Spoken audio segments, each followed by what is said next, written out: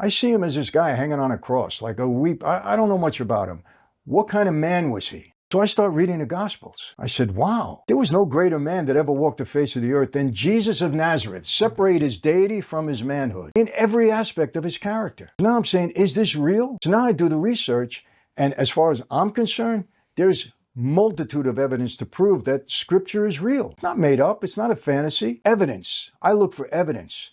The apostles, they lived, they breathed, they walked the earth. It was true. 12 men go to their death because they saw a resurrected person. They're not doing that for any other reason. They're not. That's powerful evidence to me. You don't go to your death for something you don't believe in. Even people that believe in the wrong thing, it could be wrong, but they believe in it and they'll go to their death. We've seen that happen. There's a lot of evidence to prove it. A prophecy that has been fulfilled. A prophet is only a prophet if 100% of what he says is true. If he makes one mistake, he's not a prophet.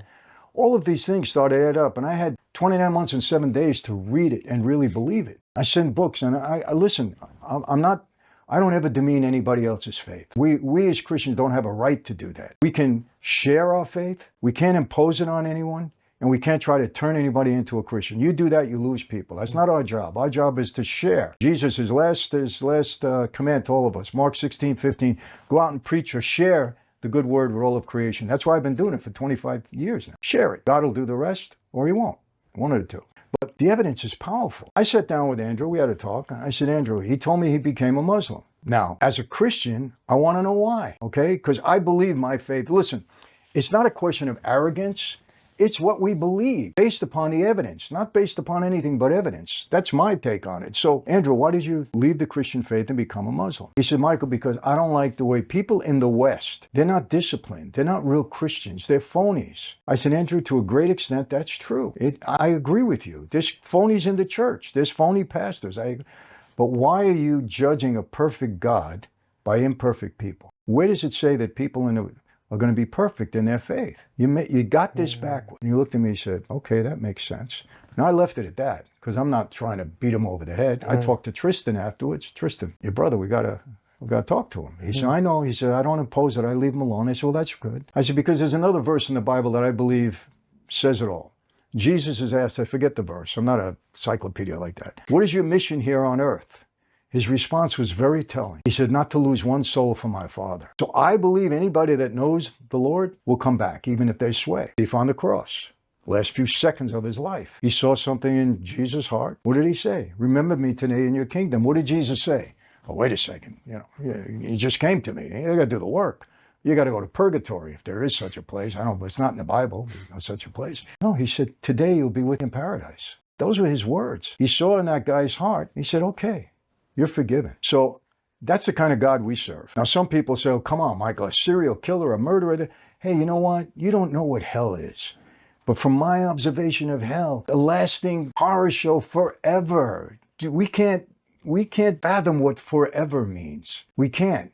But does anybody in life deserve that fate when we have evil in the world?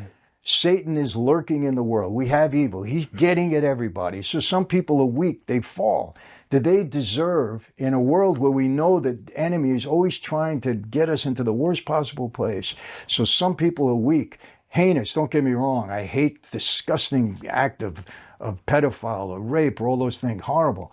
But does that person deserve eternity in a world where Satan exists? He didn't put Satan there. Satan exists to destroy that person, to destroy you and destroy me. So if we don't have the stamina, the blessing to overcome that, do we deserve an eternity in the worst possible place that anybody can imagine? Constant suffering every second of your life. I don't know. I don't think so. So that's what God says. Now, I'll give you a chance right up to the last second. I love that. So that's how I can explain it. Now, again, I want to make this clear. My faith is rock solid. There's nothing that can change my faith based upon my work. God did me a big service by putting me in solitary for almost 3 years. He really did, because I would have never came to Christ had I not been there. I was too much a product of my life. But I had the time, and I had the fear of me, and I had everything to really look. My faith is rock solid. I'm not a perfect Christian. Like I just said, I'll kill somebody if they hurt my family. So I'm not perfect in that regard, but my faith, rock solid. And I think that's why faith is so important amongst men. And I think that's why I love Dubai, because you can see God everywhere in Dubai. You can smell it, you can see it. While, Dubai, you've got Sin City. You can have as much fun and hedonist behavior as you want. Same as Vegas, but Vegas only has Sin City.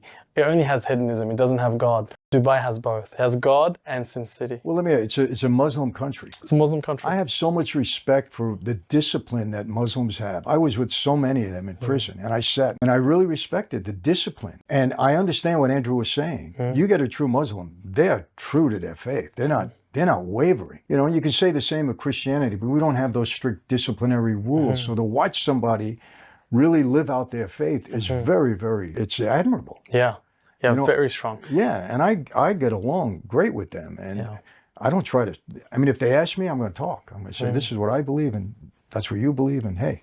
No, but listen, Dubai is so diverse. It's so diverse. My driver is a Christian. Every Sunday he's got off because he wants to go to the church. 15 different churches you can choose from. It's so diverse. You know what? I was so impressed with Jerusalem. Jerusalem, you had Jews and Muslims Together. all together. Yeah. No problem, nothing whatsoever. And I'm saying there, I said, what is all this insanity in the world? And here in the birthplace, right here, look at how everybody's getting along.